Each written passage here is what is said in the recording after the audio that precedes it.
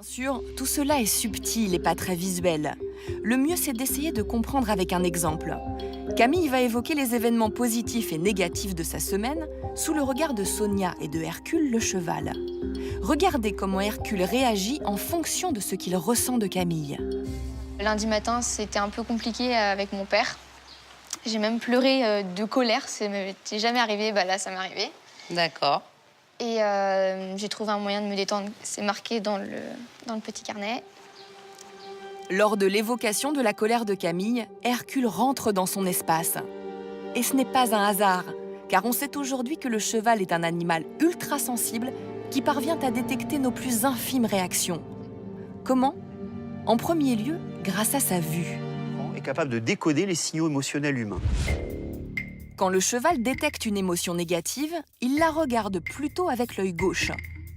Le nerf visuel envoie alors un signal dans l'hémisphère droit de son cerveau, plutôt impliqué dans les émotions négatives. Inversement, il regarde de l'œil droit un visage souriant, ce qui active son hémisphère gauche, lié aux émotions positives. Ce pouvoir extraordinaire de la vue est renforcé par le pouvoir du toucher. Le dos de l'animal est 12 fois plus sensible que la pulpe de nos doigts, pourtant déjà très innervés. Les micro-contractions de notre corps ou de nos mains, quand on se raidit, sont captées par les récepteurs tactiles de sa peau. Un signal nerveux est alors envoyé via la moelle épinière jusqu'au cerveau du cheval, qui décrypte alors notre niveau de stress.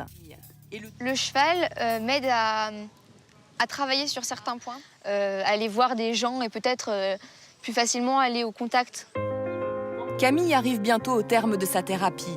Après 8 mois, elle a regagné confiance en elle. Elle ose aujourd'hui s'affirmer davantage, elle a moins peur de ressentir et d'exprimer des émotions. Aujourd'hui, je suis plus joyeuse. Voilà, je souris, alors qu'avant, je ne souriais pas beaucoup. Là, je souris plus. Je peux rigoler, et je me dirige plus vers les choses qui me plaisent. De plus en plus de personnes ont recours à l'équithérapie. Des personnalités traumatisées à ceux qui veulent juste faire un point sur leur vie, jusqu'à des chefs d'entreprise qui cherchent à améliorer leur management.